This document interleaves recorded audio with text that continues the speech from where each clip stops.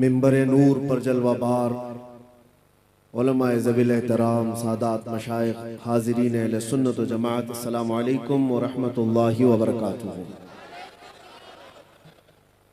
अल्हम्दुलिल्लाह अल्हम्दुलिल्लाहिल हन्नानिल मन्नान अल्लज़ी खलक़ल इंसान व अल्लमहुल बयान वस्सलातु वस्सलामु अला रसूलिही सय्यिदिल इंसी वल जान व अला आलिही व अस्हाबिही दविल खैरि वल इहसान, अम्मा बअद। फ़अऊज़ु बिल्लाहि मिनश शैतानिर रजीम, बिस्मिल्लाहिर रहमानिर रहीम। इन यंसुरकुमुल्लाहु फला गालिब लकुम व इन यख़ज़ुलकुम फमन ज़ल्लज़ी यंसुरुकुम मिन बअदिही व अलल्लाहि फल्यतवक्कलिल मुमिनून। सदक़ल्लाहु मौलाना अज़ीम। बारगाह रिसालत मुआज़ सल्लल्लाहु तआला अलैहि वसल्लम ने दुरूद पाक का हदिया पेश करें। अल्लाहुम्मा सल्लि अला सय्यिदिना मुहम्मद व अला आलिहि व अस्हाबिहि व बारिक वसल्लिम व अला आलिहि व अस्हाबिहि व बारिक वसल्लिम सलातन दाइमतन सरमदन अबदा। अज़ीज़ान गिरामी वक़ार, रात काफी हो चुकी और मजमे में जितना जोश भरना था मद्दाए रसूल अहमद अली साहब ने भी भर दिया। और फिर मैं स्टेजों पर देखता हूँ कि हमारी उम्मत के दुबले पतले कफील का जब ये हाल है तो मोटे ताजे जलील का क्या होगा। आवाज यही होती है कि उम्मत को बेदार करने के लिए, और दुनिया खौफज़दा इन्हीं आवाजों से है। इसके अलावा हमारे पास बचा क्या है? हमारे पास क्या है? और जिस चीज से लोग खाइफ हैं, डरे हुए हैं, हमारा जुब्बा, हमारा अमामा, ये सारी चीजें नहीं है। उन्हें पता है कोई एक चीज अंदर से निकलती है जो इनकलाब लाती है। जलसे जुलूस और ये प्रोग्रामों से मैं काफी अपने आप को रोकता रहा, और अभी भी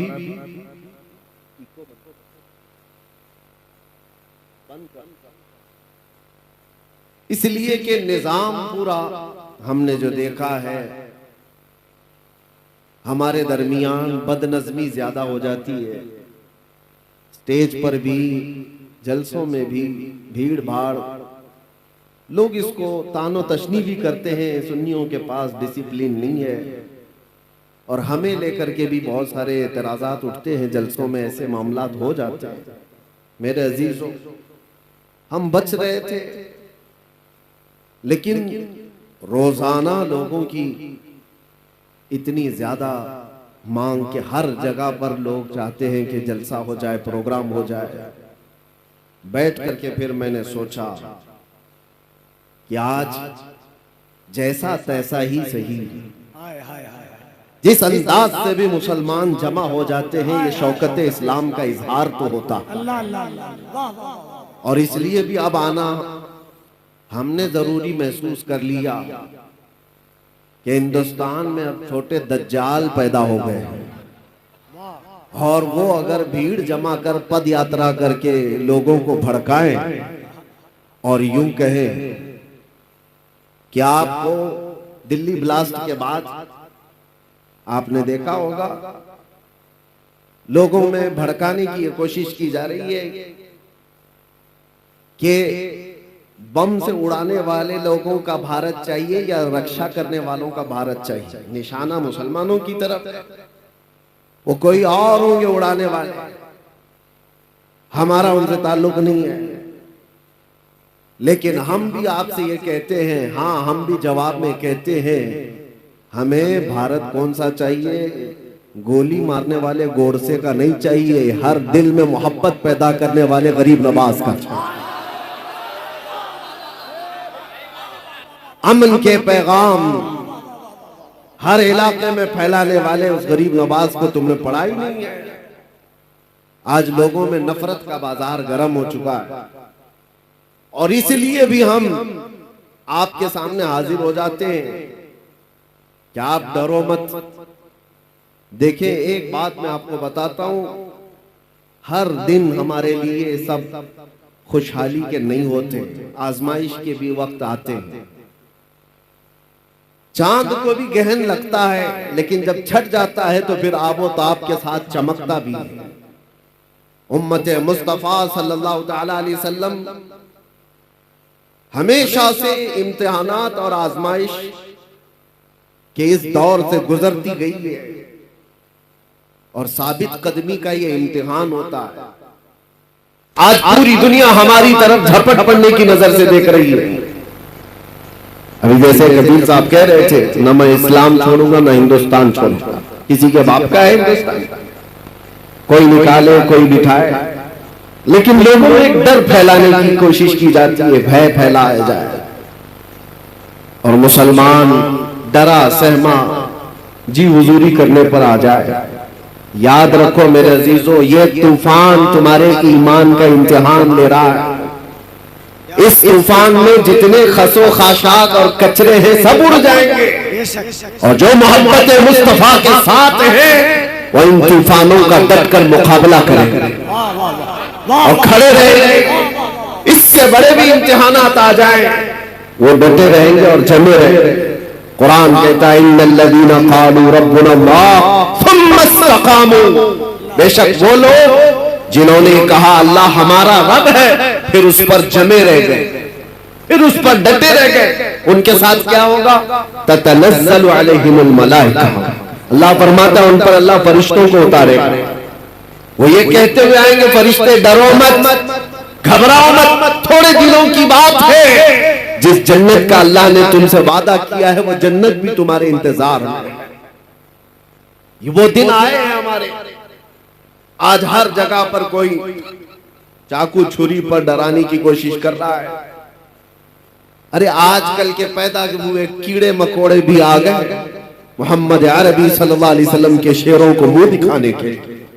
हालात हमारे बदले हुए हैं।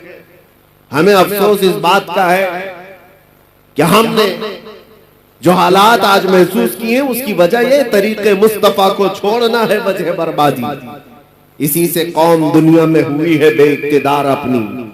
उनके जो हम गुलाम थे खल्क के पेशवा रहे, उनसे फिरे जहां फिरा फिराई कमी वकार में। ये तो हालात हमारे इस तरह के हो गए कि हमारे बच्चे आवारा हो गए, हमारे जवान रास्ता भटक चुके। इसके लिए एक मशहूर मुहावरा, बल्कि किसी ने ये शेर के अंदाज में कहा था, दीवार क्या गिरी मेरे खस्ता मकान की, दीवार क्या गिरी मेरे खस्ता मकान की, लोगों ने आने जाने का रास्ता बना लिया। होता यही है कि घर की दीवार गिर गई तो लोग इधर से उधर जाने का उसको रास्ता बना लिए। तुम्हारे अखलाक थोड़े नीचे क्या आ गए, हर किसी कौम ने तुमको अपने निशाने पर रख लिया। हर कोई ट्रायल मुसलमानों पर करने लग गया है।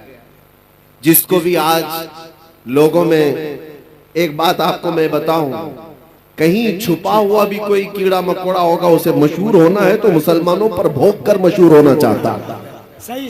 इस्लाम पर बोल करके वो बाहर आना चाहता है, हीरो बनना चाहता है। हीरो बनने की ये जो होड़ लगी हुई है, हैरत की बात है, तुम्हें उस तरह की सस्ती शोहरत में भी हम ही याद आते हैं, वहां पर भी हमारी जरूरत होती है। लेकिन मेरे अजीजों, ये हालात हमेशा नहीं रहते, हमेशा नहीं रहते। मुसीबतों के वक्त सैयदना बिलाल हबशी रज़ी अल्लाह ताला, हजरत खब्बाब इब्न अल-अरत, ये वो सहाबा हैं जिन्होंने हजरत खब्बाब को जान जिनकी जा चुकी है, हजरत खुबैब इब्न अदी जिनको कुफार और मुशरिकीन ने खत्म कर दिया है। ये सारे हालात देख करके हुजूर पाक सल्लल्लाहु अलैहि वसल्लम के पास सहाबा आए और पूछने लगे, या रसूल अल्लाह, क्या हमारा दीन हक नहीं है? ये सवाल सुनो तवज्जो से। जब मुसीबतें ज्यादा आई थी, अरे उसका 5% भी आज आप नहीं देख रहे, हम नहीं देख रहे हैं, जो सहाबा पर गुजरी। मॉब लिंचिंग नहीं होती थी, उस वक्त मॉब लिंचिंग भी हुई है, सिर्फ मर्दों की नहीं, औरतों की भी, बच्चों की भी, बेहिसाब उस वक्त कत्ल भी हुए। और इस्लाम की इब्तिदाई हालात में उन लोगों ने जो जो मसाइब सहे हैं, तकलीफ उठाई, तो हुजूर से आकर के उन्होंने पूछा था क्या हम हक दीन पर नहीं है, हमारा ईमान हक है या नहीं? हुजूर पाक सल्लल्लाहु ताला अलैहि वसल्लम ने फरमाया क्यों नहीं, भला बिल्कुल हक पर है। तो फिर इतनी मुसीबतें आती क्यों है, इतनी परेशानियां आती क्यों है? आज हो सकता है आप सबके दिलों में भी ये बात उठती हो कि अगर हम हक पर हैं तो ये हालात इस तरह बिखरे क्यों हैं? तो एक बात याद रख लेना, हुजूर ने तो ये जवाब फरमाया कि तुमसे ज्यादा मुसीबतें अंबिया इकराम पर आती थी। नबी तो गुनाह का सोच भी नहीं सकते, उन पर अल्लाह तबारक व तआला ने आजमाइशें डाली है। अंबिया इकराम पर सहाबा से भी ज्यादा मुसीबतें आई। हुजूर ने फरमाया जिसका जैसा इम्तिहान होगा वैसी मुसीबतों से गुजारा जाए। और मैं अपनी जुबान में आपसे एक बात कहता हूं, आप अपने आप को क्या कहते हैं? हुजूर पाक सल्लल्लाहु ताला अलैहि वसल्लम की बारगाह में जब निस्बत की बात आए, मुझसे गुजरात में किसी साहब ने पूछा, कहा था कि आप तो स्टेज पर इस तरह की बातें करते हैं और ये सारी चीजें होने के बाद फिर आप बोलेंगे। सुनो, हम कहते हैं हुजूर पाक सल्लल्लाहु ताला अलैहि वसल्लम की जब बात आती है तो शेर में इस्तिआरा के तौर पर हम कहते हैं तू शम्मे रिसालत है। ये कहते हैं या रसूल अल्लाह तू शम्मे रिसालत है, आलम तेरा परवाना। हम सब क्या हैं? हम सब क्या हैं? परवाने। और हुजूर को शमा हम कहते हैं। शमा और परवाने को कभी देखा भी है या सिर्फ और सिर्फ सुना है?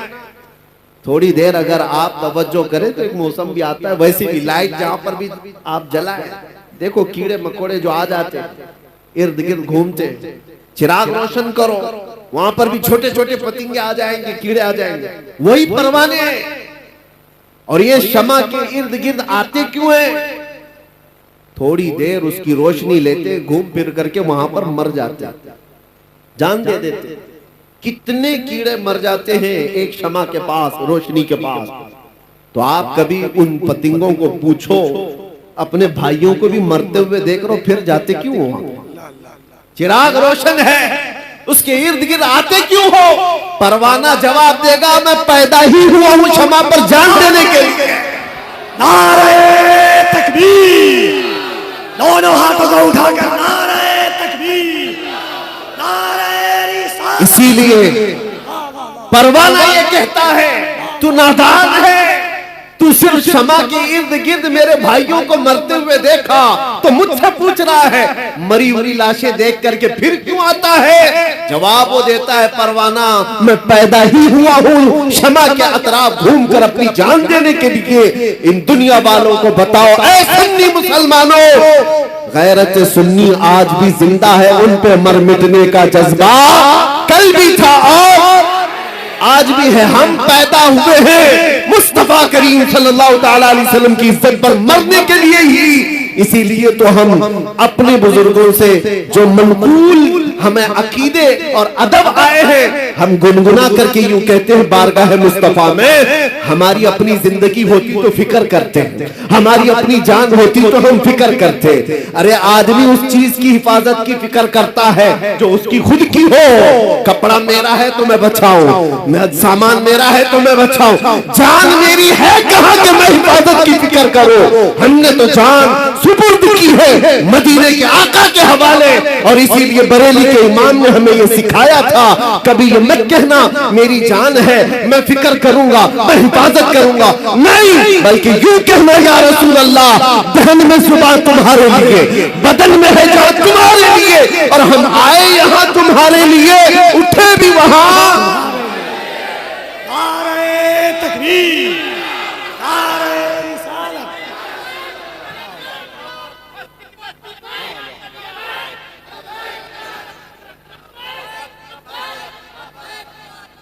आप तवज्जो करें, हम आए यहां तुम्हारे लिए और उठे भी वहां। अरे वो परवाह करें जिसे मरने का डर हो। और दूसरी बात ये भी मैं बताऊं, आपको डर किस चीज का बिठाया जा रहा है? किस चीज से खौफजदा हो? भागते किस चीज से हो? सबसे लास्ट इस दुनिया में कुछ होने वाला है तो मौत है।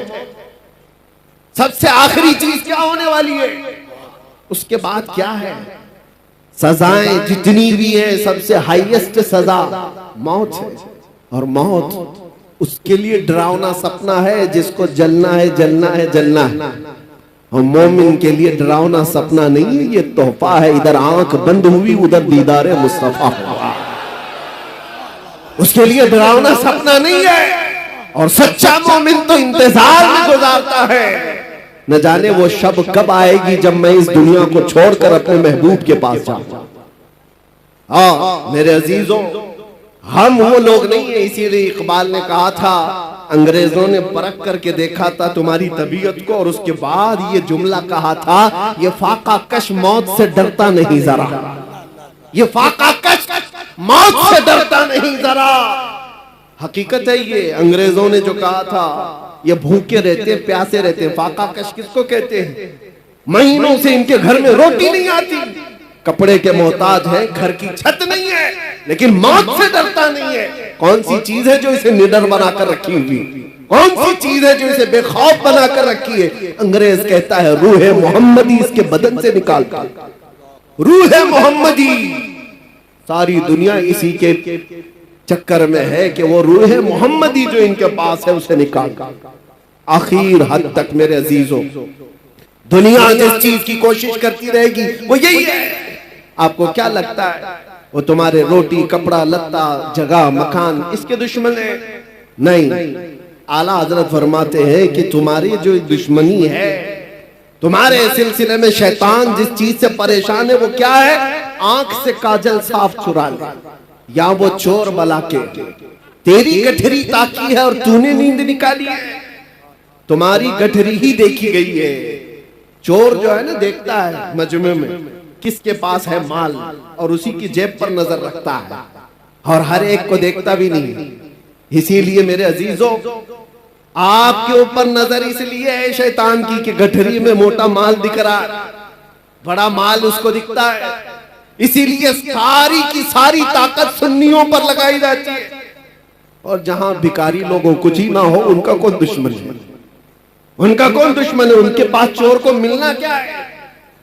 और इसी वजह से लोग ये कहते हैं कि वो लोग तो इतने नमाजी हैं, 40-40 दिन चले जाते हैं, पूरी पूरी जमात लेकर के भी कुछ नहीं होता, कहीं कोई प्रॉब्लम नहीं होता।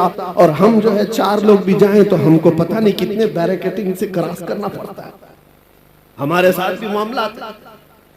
और एक साहब, उनकी भी बात मैं आपके सामने रख रहा हूं, ऑफिसर, मैंने कहा साहब इतनी बड़ी बड़ी जमातों को आप कुछ नहीं कहते, मैं अकेला आदमी, मेरे आगे पीछे कुछ भी नहीं, और सारे संतरी, सारे पहरेदार मेरे पीछे लगा देते हो। कहा वो बेजरर है, वो बेजरर है, जुमला था, वो नुकसानदेह नहीं है, नुकसानदेह नहीं है, वो कहीं पर भी जा सकते हैं, ताकि वो इजराइल में भी जा सकते हैं, कोई मसला नहीं। आपसे प्रॉब्लम है। कहा क्यों? आपसे प्रॉब्लम ये है कि वो बोलते कुछ नहीं और बोलते आप सबसे ज्यादा। तो कहा मेन मसला बोलने का, समझ में यही आया, बोलने का। तब फिर हमने आपको एक बात उनको ये कहा, आपकी सिक्योरिटी, आपकी अमन और शांति सब मुबारक हो, अगर बोलने में कंप्रोमाइज करने ही पर वो सारी छूट मिल सकती है तो 1000 बार मार दो, हमको वैसी छूट की जरूरत नहीं है। बुज़दिल बनकर, बेगैरत बनकर जीने का मतलब क्या है? तुम आज रोक सकते हो, इंशाअल्लाह कल रब तबारक व तआला हालात सही फरमा दे। आज तुम पाबंदियां लगा सकते हो, हमारे ऊपर किस चीज के लिए पाबंदियां? सिर्फ इसलिए कि हक बात बोलना है, हुजूर पाक की इज्जत के बारे में बोलना है। और सबसे बड़ी बात यह है कि लोगों को उठाना नहीं है, बेदार नहीं करना है, इश्क रसूल पर लोगों को उठाना नहीं है। ये मैं अंदर की बातें बता रहा हूं। कुछ लोगों ने मुझे आकर ये कहा भी आपको जितना दूसरे टॉपिक्स पे बोलना है बोलते रहिए, बोलते रहिए, कोई मसला नहीं है, लेकिन बस ये आप जो नामूस रिसालत और इश्क रसूल की बात जिसमें नौजवानों को उठाते हैं, ये बंद कर दीजिए। कहा यही तो असल है, और जान नहीं रही तो फिर जिस्म का मतलब ही क्या? नमाज, रोजा, हज, ज़कात, ये सारी चीजें हाथ पैर आंख कान का नाम काम कर सकती है, लेकिन किसी के अंदर रूह ही ना हो तो हाथ का क्या काम, पैर का क्या काम, ये आंख और नाक का क्या काम? रूह अगर है तो ये सारी चीजें काम की है, और रूह ना हो तो ये सब सड़ गल जाती है। इसीलिए इश्क मोहम्मदी हमारी रूह है, मुस्तफा करीम का नाम हमारी जान है, और इसके बगैर हमारा कुछ नहीं है। इसीलिए आला हज़रत ने क्या कहा था? वो जो न थे तो, सुन्नियों को पता है, वो जो ना हो तो। दूसरा जुमला आपकी तरफ से ही होता है, हमने देखा है। जाहिल से जाहिल मोहल्ले में भी जाकर के पूछो, वो दूसरा जुमला खुद ही कहेंगे, वो जो ना हो तो। सबको पता है हमारी जिंदगी में भी वो जो ना हो तो, अरे कब्र में भी वो जो ना हो तो, और हश्र में भी वो जो ना हो तो, तुम्हारी नमाज में भी, तुम्हारी अजान में भी वो जो ना हो तो। ये एक बात याद रखो, आबरूए माज़ना में मुस्तफा, हम सबकी इज्जत और आबरू मुस्तफा के नाम से है, और अगर वो ना हो तो फिर कुछ भी नहीं है, कुछ भी नहीं है। इसीलिए अपनी सारी ताकत और कुव्वत इसी बात पर लगाओ कि मुझसे ये दौलत कोई छीनने ना पाए, मुझसे ये चीज कोई छीनने ना पाए। मैं जो बात कह रहा था उसको मैं आगे बढ़ाता हूं। हालात हमेशा एक तरह के नहीं रहते। लोग अगर ये समझते ताकत के नशे में कि सब कुछ अब जैसा चाहे वैसा चला लेंगे, तो बाज औकात कुत्ता भी जो बैलगाड़ी के नीचे चलता है वो यही सोचता है पूरी बैलगाड़ी मैं ही चला रहा हूं, उसको भी ऐसा लगता है। और लोग डर जाते हैं, स्टेज वाले भी, मैं जैसे ही कुत्ता कहता हूं। आपको डरने की जरूरत नहीं, खौफजदा होने की जरूरत नहीं। मेरे अजीजों, हमने ये उसका इजहार भी कर दिया, जिनको तकलीफ थी हमने उसके जवाब में कह दिया। आपको तकलीफ होती है किसी को भी कुत्ता कहने से, लेकिन मुझे नहीं होती। आप मुझे 1000 बार कुत्ता कहो, लेकिन इसका उसका नहीं, दरबार रिसालत का। हम खुश होंगे, हमारी पहचान ही वो है। सगे तैबा सब कह कह के पुकारे बेदम, यही रखियो मेरी पहचान मदीने वाले। हमें सब इस बात से डर नहीं है। आज से मैं कहता हूं कि हालात हमेशा के नहीं रहते। सहाबा इकराम रिज़वानुल्लाह ताला अलैहिम मजमाइन ने बद्र के हालात देखे, उहद के हालात देखे, खैबर के हालात, खंदक के हालात देखे, और हुदैबिया में सुलह के हालात भी देखे। ऐसा वक्त भी आया था कि मक्का के कुफ्फार और मुशरिकीन ने जोर जबरदस्ती कर डाला था, सारी अपनी पसंद की सुलहनामे में शर्तें लगा रखी थी कि मदीने से कोई भाग करके आएगा तो हम वापस नहीं करेंगे, मक्का से कोई भाग कर जाएगा तो आपको वापस करना पड़ेगा। सब सहाबा ने देखा था ये दबी हुई सुलह है, ये झुक करके मानने वाली बात है। ये वक्त हमेशा नहीं रहता। सहाबा ने उस वक्त, जानते हो, बेचैनी और बेकरारी में कहां तक पूछा था।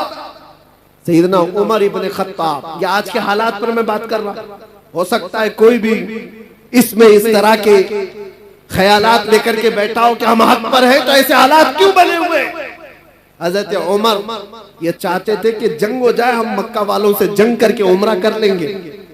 हम 1400 की तादाद में, हुजूर मना कर रहे थे कि नहीं, जंग की जरूरत नहीं, हाजत नहीं, मैं जो देख रहा हूं वो तुम नहीं देख रहे। हजरत उमर जा करके सहाबा को पकड़ पकड़ कर कह रहे थे क्या जंग की तैयारी नहीं कर सकते। यहां तक कि हजरत अबू बकर सिद्दीक के पास आकर के उन्होंने कहा, हजरत उमर ने, कि अबू बकर चलो रसूलुल्लाह से बात तो करते हैं कि जंग करेंगे हमें ये सुलह करने की जरूरत क्या है। हजरत अबू बकर सिद्दीक ने उनको कंधा हिला करके क्या कहा था जानते हो? कहा इल्ज़म गर्ज़क या उमर, ऐ उमर अपनी गैरत में रह करके बात करो, इसलिए कि तुम किसके बारे में कह रहे हो? रसूलुल्लाह। वो जो देखते हैं वो वही खुदा के जरिए से देखते। अल्लाह तबारक व तआला ने उनको वो इल्म दिया है। तो हजरत उमर खामोश हो गए। उसके बाद हुआ क्या जानते हैं? साल नहीं गुजरा था कि 10,000 सहाबा की तादाद के साथ मेरे आका मक्का में फातिह की शान से दाखिल हुए थे। मक्का में जब तशरीफ लाए थे, कत्ल गारत करते हुए नहीं आए थे। ताकत का नशा जिसको आज चढ़ता है ना, वो लोग क्या कहते हैं कि आज हमारा पावर है, जो कुछ चाहे, जिसको चाहे, जैसे चाहे मार दे, खत्म करे। रसूलुल्लाह सल्लल्लाहु ताला अलैहि वसल्लम का मिजाज तो देखो। तकरीबन जिनको सहाबा को 20 साल तक जिन्होंने तकलीफें दी हैं, वो मक्का में दुश्मन मौजूद थे, पकड़ के उनको मार सकते थे। हुजूर अल्लाह जब मक्का में तशरीफ लाए, सहाबा सब साथ में, ऐलान हो रहा था।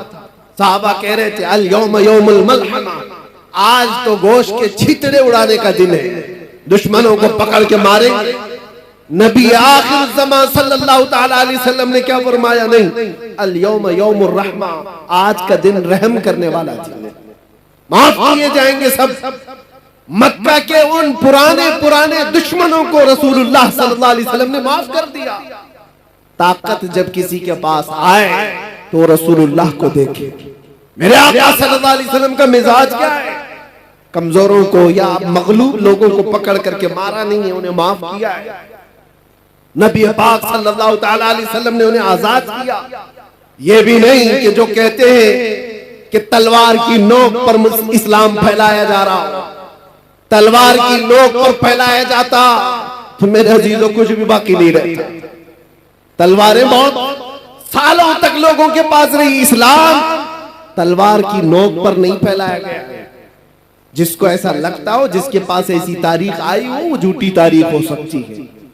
सच्चाई ये है कि अल्लाह के हबीब सल्लल्लाहु ताला अलैहि वसल्लम के उन अजीम अखलाक को देखकर सहाबा दामन इस्लाम से वाबस्ता हुए और दुनिया एक बड़ी जमात के साथ इस्लाम को अपना रही थी और आज भी अपनाती है। आज बताओ, जो नए यूरोप अमेरिका में दाखिले इस्लाम और उनको कौन तलवार की नोक पर बुलाता है? उनको कौन गर्दन पर तलवार रखता है? पढ़ो इस्लाम की सच्चाइयों को तो समझ में आएगा। लेकिन मेरे अजीजों, आपसे ये बात अर्ज करना है मुझे कि हालात हमेशा एक तरह के नहीं होते। आज तुम्हारा इम्तिहान है, आज तुम्हारी आजमाइश का वक्त है और इसी आजमाइश और इसी इम्तिहान के वक्त के लिए ही मैंने कहा था कुछ देर की खामोशी है। इसी के लिए तो कहा था। बाकी का जुमला आप करें, बाकी सबको पता है। हम तो अंदर भी गए थे, तब भी हमारा इस्तेकबाल कैदियों ने यही बोल करके कहा था। हमें पता भी नहीं था, अंदर बेरक में बैठे सारे लोग अंदर से पुकार रहे थे, मौलाना साहब आ गए, कुछ देर की खामोशी है। मेरे अजीजों, इस बात को मैंने इसलिए कहा था कि हालात अगर बुरे हो तो कुछ देर की बात है। रात हमेशा नहीं रहती, सुबह हो ही जाती है। ऐसा नहीं है कि अंधेरा ही अंधेरा रहेगा, सुबह को तुलू होना है और सूरज को निकलना है। आपका इम्तिहान है और आपकी आजमाइश है। आप में से कितने ऐसे लोग हैं जो नामूसे मुस्तफा सल्लल्लाहु ताला अलैहि वसल्लम के लिए खड़े रहते हैं और कितने ऐसे हैं जो बिक जाते हैं। ये आज देखा जाएगा। हमने देखा है बहुत सारे लोगों को, वो आते भी हैं जाते भी, हमारे आसपास भी। ये वो हवाओं वाले लोग हैं जिनको अहमद अली साहब अभी कह करके गए। कुछ लोग वो हैं जो जी हुजूर से आगे नहीं गए, उनकी किस्मत में होगा। लेकिन आप एक बात याद रखो, आपने अपनी जान और अपना ईमान रसूलुल्लाह को समझा है तो इस बारे में किसी से समझौता करने की जरूरत नहीं है। अपनी आइडेंटिटी के साथ रहो, इंशाअल्लाह सब खैर होगा। अल्लाह कादिर मुतलक है, मालिकुल मुल्क जुल जलाली वल इकराम। बड़े से बड़े आए इस रुए जमीन पर जिन्होंने खून की नदियां बहाई, बड़े से बड़े तुर्रम खां आए, लोगों की खोपड़ियों से मीनार बनाए। लेकिन क्या वो हमेशा के रह गए? उनका भी अंजाम खतरनाक हुआ। फिरौन भी गर्क हुआ है, नमरूद भी मर गया है, कोई बाकी नहीं रहा। यूनान और मिस्र, रोमा सब मिट गए जहां से, बाकी मगर है अब तक नामो निशान हमारा। तौहीद की अमानत सीनों में है हमारे, आसान नहीं मिटाना नामो निशा हमारा। और कुछ बात तो है कि मिटती नहीं हस्ती हमारी, कुछ बात तो है कि मिटती नहीं हस्ती हमारी। सदियों रहा है दुश्मन दौरे ज़मा हमारा। और आप सबको ये बात मैं कह के जाता हूं कि आप तमामी हजरात के पास जो दौलत ईमान है, इश्क मुस्तफा की दौलत है, ये इतनी बड़ी दौलत है कि इसके बाद फिर आपको डर और खौफ की जरूरत ही नहीं। आला हजरत कहते हैं खौफ न रख रजा जरा, तू तो है अब्दे मुस्तफा, तेरे लिए अमान है, तेरे लिए अमान है।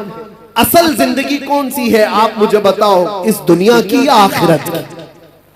पूरे मुसलमानों का अकीदा यही है, आखिरत की जिंदगी वही असली जिंदगी है, मरने के बाद की जिंदगी वही असली जिंदगी है। वो नॉन एंडिंग है, खत्म होने वाली नहीं है।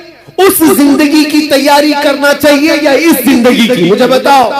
आखिरत की, तो आखिरत की जिंदगी अगर चाहते हो तो आओ। आखिरत का मैदान, वो महशर का मैदान, वो किसी के बाप दादाओं का नहीं है। यहाँ के बादशाह हो, यहाँ के तुर्रम खां हो, सब के सब जूतों की नोक पर आ जाएंगे जिन्होंने घमंड किया है, जिन्होंने तकब्बुर किया है। अल्लाह ताला क़यामत के दिन पुकार करके कहेगा ऐनल मुतकब्बिरून, कहाँ है वो घमंड करने वाले लोग, कहाँ है वो जुल्म करने वाले लोग? उनको चूंटियों की तरह लाया जाएगा, उनकी कोई वकात नहीं। और जो उनकी जी हुजूरी में है वो भी सुन ले, उनका दामन, उनकी चप्पल उठाकर चलने वाले वो भी सुन ले। तुम्हारा भी हशर उनके साथ ही होगा।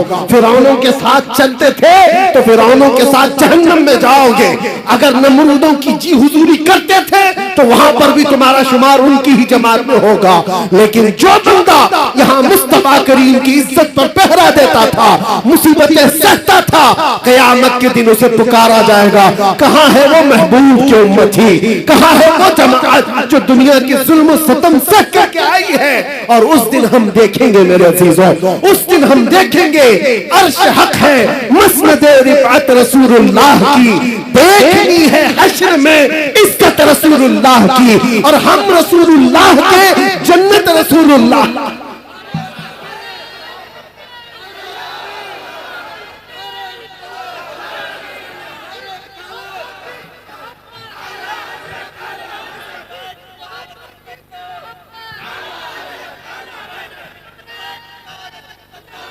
मैं ये नहीं कहता कि यहाँ कुछ भी नहीं होगा। अल्लाह तबारक व तआला अगर यहाँ मदद फरमाए तो फिर तुम पर कोई गालिब भी नहीं आएगा। कुरान में अल्लाह फरमाता है इन यंसुरकुमुल्लाह फला गालिब लकुम, अगर अल्लाह तुम्हारी मदद करे तो कोई भी तुम पर गलबा नहीं हासिल कर सकेगा। वही यखजुलकुम फमन दल्लज़ी यंसुरकुम मिन बादी, और अगर अल्लाह तबारक व तआला तुम्हें छोड़ दे तो फिर उसके बाद कोई और मदद भी नहीं कर सकेगा। यहाँ की बात भी है, मायूस न हो, घबराओ मत। अल्लाह ताला ने जो वादा फरमाया वो बरहक है। अगर तुम आखिरत के लिए जीते हो तो फिर तुम्हारी जिंदगी कामयाब है। डरो मत, थोड़ी मुसीबतें सह करके यहाँ से निकलना ही। आज या कल हम रखते सफर बांध लेंगे। कुछ वो लोग हैं जो पिछले साल तुम्हारे साथ थे, वो आज जा चुके। हो सकता है हम में से जो आज बैठे हैं अगले साल वो ना रहे, अगली सुबह भी ना रहे, किसी का भरोसा नहीं। हम सब मुसाफिर हैं, चल रहे हैं और निकल जाएंगे। अगर आखिरत की जिंदगी हमेशा की समझते हो, आखिरत का तस्वुर तुम्हारे दिलो दिमाग पर हावी है, तो फिर यहाँ की इन तमाम चीजों पर नजर मत रखो कि क्या जा रहा है यहाँ पर। बस अपना ईमान बचा करके रखो और इज्जत तो उस दिन देखनी है। फकत इतना सबब है इन इकादे बज़्म महशर का। और आपको मैं बताऊं, एक सहाबी है हजरत अनस रज़ियल्लाहु ताला, सबके लिए है यह हदीस। वो कहते हैं एक ऐसी हदीस है जिसको सुनने के बाद मुझे जिंदगी में सबसे ज्यादा खुशी हासिल हुई। हजरत अनस कहते हैं, कौन सी है? हुजूर पाक सल्लल्लाहु ताला अलैहि वसल्लम से हजरत अनस ने पूछा, या रसूल अल्लाह सल्लल्लाहु ताला अलैहि वसल्लम, क़यामत का हाल क्या होगा? हुजूर ने फरमाया अल मरउ मअ मन अहब्ब। हुजूर फरमाते हैं, ऐ अनस, दुनिया में जो जिसके साथ मोहब्बत करता था, क़यामत के दिन भी वो उसी के साथ उठाया जाएगा। ऐ लोगों, किसी लैला के मजनू बनने की जरूरत नहीं। हाँ, ये झूठे आशिक हैं, ये झूठे आशिक हैं। जो हमारे पास कितने किस्से हैं ऐसे। ये नौजवान ये समझते हैं इश्क मोहब्बत वगैरह ये सारी चीजें लड़के लड़की की हैं, बस काफी हैं, इसी में अपनी जिंदगी गुजार लेंगे। तुफ है, अल्लाह ने वैसे भी जोड़े लिखे हैं, सबके हिस्से में आ ही जाएगी इंशाअल्लाह। लेकिन उसके लिए ये जो मजाजी इश्क का ढोंग है, अरे तेरे चांद लेके आऊंगा, तारे लेके आऊंगा, आसमानों से वो तोड़ लाऊंगा। महबूबा को बोलता रहा, कितनी महबूबाएं शादी के बाद हमसे आकर शिकायत कहती हैं, अब तो राशन आटा दाल भी नहीं लाता। ये तो तारे लाने वाला था, ये तो चांद लाने वाला था। ये मजाजी इश्क के दावे हैं, फजूल हैं, कुछ नहीं होते। हाँ, हकीकी इश्क वो है, तुमने एक बार मेरे मुस्तफा से कहा या रसूल अल्लाह, लब्बैक या रसूल अल्लाह कहा। वो रसूल पाक सल्लल्लाहु ताला अलैहि वसल्लम इतने गैरतमंद हैं कि दुनिया में भी तन्हा होने नहीं देते, कब्र में भी तन्हा होने नहीं देते, और हश्र में भी हाल ये है। मेरे आका फरमाते हैं, एक कंधे पर मेरी चादर होगी, वो गिर रही होगी, मैं उसको एक हाथ से संभाल रहा होगा और दूसरे हाथ से मेरे उस आशिक उम्मती को पकड़कर जन्नत में ले जा रहा होगा। जो न भूला हम गरीबों को रजा, याद उसकी अपनी आदत कीजिए। अरे गैरे नत्थु खेरे का जिक्र करने की जरूरत ही नहीं, हम रसूलुल्लाह के, जन्नत रसूलुल्लाह की, और देखनी है हश्र में। उस दिन का इंतजार करो मेरे अजीजों। क्या मंजर है, वो क्या माहौल है। आपने सुना भी होगा हदीसों में और उलमा से बयान में सुनते होंगे। ये उम्मत, ये मखलूक आदम अलैहिस्सलाम के पास जाती है अपनी सिफारिश के लिए। आदम अलैहिस्सलाम भेजते हैं नूह अलैहिस्सलाम के पास, इज़हबू इला गैरी, मेरे अलावा किसी और के पास जाओ। नूह अलैहिस्सलाम दूसरे नबी के पास भेज रहे हैं, ऐ मखलूक खुदा, ऐ इंसानों का हुजूर, जाओ किसी और नबी के पास, आज मेरे ही लिए मसला है। नफ्सी नफ्सी का वो जिक्र कर रहे हैं। ये सुना है ना हदीस आपने, 1,24,000 कमोबेश अंबिया कराम के पास ये उम्मत, बल्कि ये पूरी इंसानियत घूमती रही सिफारिश करवाने के लिए कि अल्लाह हमारा हिसाब तो शुरू कर दे। अल्लाह ताला जलाल में है, अल्लाह का कहर और उसका गजब, अल्लाह तबारक व तआला अपने कहर और गजब में है। सारी मखलूक खुदा सारे नबियों के पास घूमती रही, फिर आखिर में आती कहां पर है, ये इंसानियत जमा कहां होती है। मैं ये नहीं कह रहा कि ये सिर्फ मुसलमान जाएंगे, ये हदीस में है आदम अलैहिस्सलाम से लेकर क़यामत तक पैदा होने वाले तमाम इंसान जाएंगे, चाहे वो काफिर हो, चाहे वो मुशरिक हो, चाहे वो कोई भी हो, सब के सब साथ मिलकर के नबियों के पास घूमेंगे, क्योंकि हिसाब ही नहीं शुरू हुआ है। आखिर में आएंगे मेरे मुस्तफा के पास, और नबी आखिर ज़मां सल्लल्लाहु ताला अलैहि वसल्लम को सारे लोग मिलकर के कहते हैं, आप हबीबुल्लाह हैं, आप अल्लाह के महबूब हैं, हमारी सिफारिश कर दीजिए। अल्लाह के नबी ने वो नहीं कहा जो दूसरे नबियों ने कहा, मेरे अलावा दूसरे नबियों के पास जाओ, बल्कि आखिरी रसूल ने ये कहा, अना लहा, मैं इसी के लिए तो इंतजार कर रहा था, मैं इसी के लिए हूं, आज तुम्हारी शफाअत के लिए। मेरे आका सल्लल्लाहु ताला अलैहि वसल्लम सजदे में गिर करके अल्लाह की हम्द बयान करें। रब ताला फरमाता है, ऐ महबूब अपना सर उठाओ, जिसकी सिफारिश करोगे कबूल की जाएगी। मैं आपसे पूछता हूं, तवज्जो, मैं आपसे पूछता हूं कि ये सारा मंजर आपको भी पता है कि सारे लोग कहां जाएंगे? आदम अलैहिस्सलाम के पास, नूह अलैहिस्सलाम के पास, इब्राहिम अलैहिस्सलाम के पास, इस्माइल अलैहिस्सलाम के पास, मूसा अलैहिस्सलाम, ईसा अलैहिस्सलाम, सबके पास जाएंगे। ये पहले से बताया गया है, बार बार सुनाया गया है। तो फिर मरने के बाद कयामत के दिन डायरेक्ट रसूलुल्लाह के पास क्यों नहीं चले जाते? सबको मालूम है, सुन भी रखा है, अचानक होने वाली चीज थोड़ी ना है, बचपन से सुनते आ रहे इस हदीस को। उस दिन ये सारे लोग जो सुने हुए हैं मुसलमान, ये भी डायरेक्ट रसूलुल्लाह के पास क्यों नहीं चले जाते? सबको पता है आखिर में वहीं से होना है। ये घूम रहे हैं क्यों? इधर से उधर, उधर से इधर, इधर से उधर, उधर से इधर।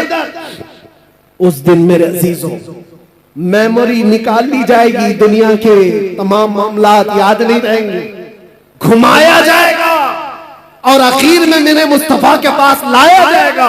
क्यों? आला हजरत इस मंजर को बयान करते हैं। क्यों? इसलिए खलीलों ने जी मसीहो सफी सभी से कहीं न बनी। खलीलों ने जी मसीहो सफी सभी से कहीं न बनी। ये बेखबरी की खल्क फिरी कहां से कहां तुम्हारे लिए फकत इतना सबब है इन इकादे बज़्म महशर का कि उनकी शान महबूबी दिखाई जाने वाली है। क़यामत के दिन भी उनकी शान महबूबी दिखाई जाने वाली है। ऐ सुन्नी मुसलमानों, अपने नबी आखिर ज़मान सल्लल्लाहु तआला अलैहि वसल्लम की इज्जत पर मर मिटने वाले आप नबी पाक सल्लल्लाहु तआला अलैहि वसल्लम की इज्जत पर मर मिटने वाली कौम हो तो फिर इंतजार करो, आखिरत में वो इज्जत सबके लिए रखी गई है। आखिरत में वो इज्जत हमें देखनी है। अर्श हक है मसनद रिफात रसूलुल्लाह की, देखनी है हश्र में इज्जत रसूलुल्लाह की। आज तुम्हें कोई इज्जत दे रहा है नहीं दे रहा है इसकी परवाह मत करो।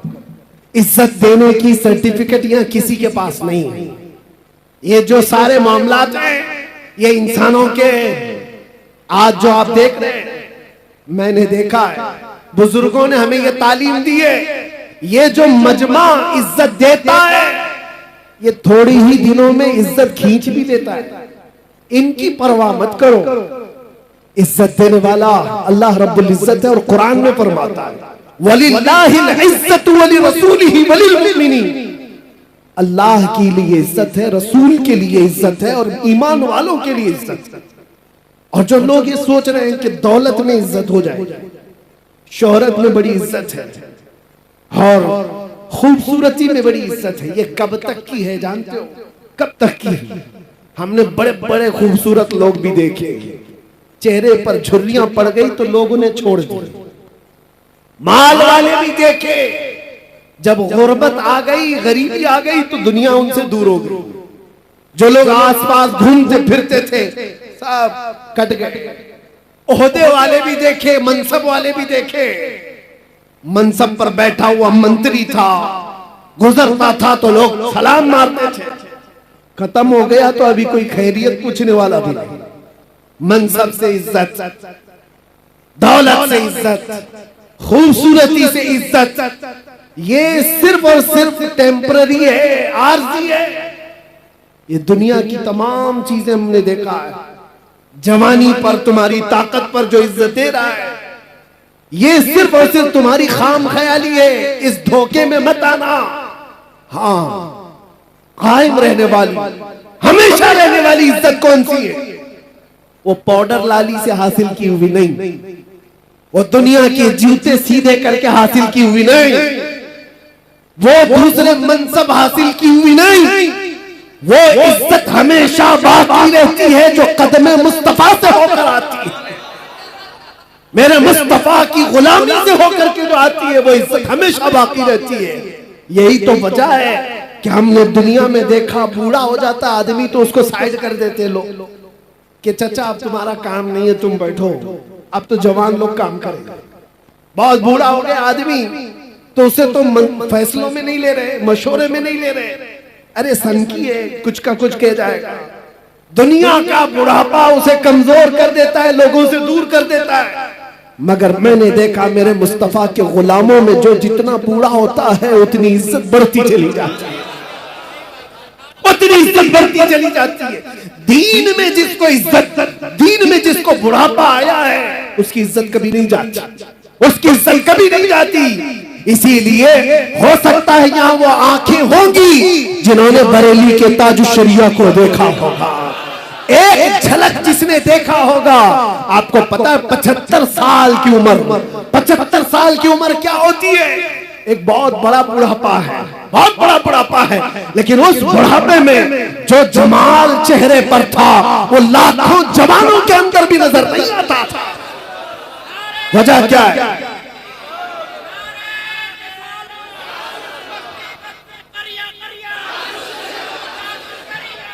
आज भी मेरे अजीजों वो बुढ़ापे हमने देखे हैं, दूसरे बुढ़ापे और हैं जहां लोग भूल जाया करते हैं। लोग उनको सनकी बाबा कह करके हटा देते हैं, लोग उनको मजलिसों में बैठाते नहीं। लेकिन एक बुढ़ापा वो है जो दीन पर आया है, मेरे मुस्तफा के नाम पर आया है। वो जितना बढ़ता जाता है इज्जत बढ़ती चली जाती है। हमने ऐसे कितने उलमा मशाइख को देखा, आज भी बड़े मशाइख मौजूद हैं। मुहद्दिस कबीर की जिंदगी को देखो, 90 साल से तजावुज कर गई है उम्र, लेकिन कोई कहता है मेरे अजीजों आज भी एक झलक देखने को लोग बेताब रहते हैं, बेकरार रहते हैं। हजारों उलमा जिनके सामने अपने सर खम कर देते हैं। वजह क्या है? ये बुढ़ापा दुनिया की चापलूसी में मिला हुआ नहीं है, ये हदीसे रसूल की निस्बत से मिला हुआ है। यह उम्र मुस्तफा करीम की गुलामी में मिली हुई है। इसीलिए आप सबसे भी एक बात ही कहूंगा और मैं अपनी तकरीर यहाँ पर खत्म करता हूँ। इधर उधर कहाँ जहाँ मन करे ढूंढ करके वापस आ जाना। जिंदगी भर छान मार करके वो इज्जत ना ला पाओगे जो आमिना के लाल के दरबार में एक दिन की जिंदगी में मिल जाएगी। इसीलिए हजारों दिन भी अगर तुम्हें मिले दुनिया की गुलामी में, हजारों दिन की गुलामी तुम्हें वो इज्जत नहीं दे सकती जो मेरे मुस्तफा के नामूस पर एक मिनट की जिंदगी अता कर सकती है। हमारे पास आज क्या है? दुनिया हमें चाहती क्यों है? ये सिमडेगा, ये झारखंड, ये बंगाल, कोई इलाका बचा नहीं जहां मैं गया नहीं। सारे इलाकों को देखा, टूट करके जो लोग चाहते हैं वो इसलिए नहीं कि हमारी पार्टी का नेता आया है या किसी जगह का अमीर आया है या किसी जगह का बड़ा आदमी आया है। नहीं, दुनिया सिर्फ और सिर्फ हमसे मोहब्बत इसलिए करती है जब तक बिके न थे तो कोई पूछता न था या रसूल अल्लाह तुमने खरीद कर हमें अनमोल कर दिया। या रसूल अल्लाह तुमने खरीद कर हमें अनमोल कर दिया।